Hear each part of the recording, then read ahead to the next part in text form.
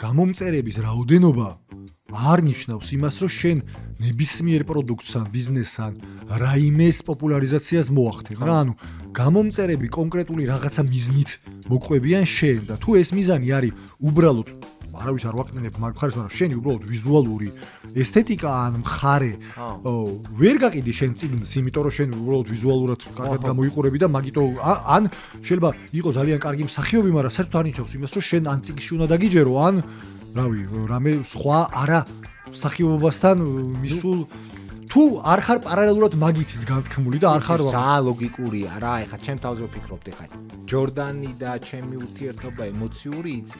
რა წიგნი უნდა მიჩიოს, რომ წავიდოდო. ეხლა ნაკლებად მადარდებს ეხლა ჯორდანის რეკომენდაცია წიგნებს. თუმცა სპორტულ ფეხსაცმელში ხო დადო ინდუსტრია მთლიანად ახალ.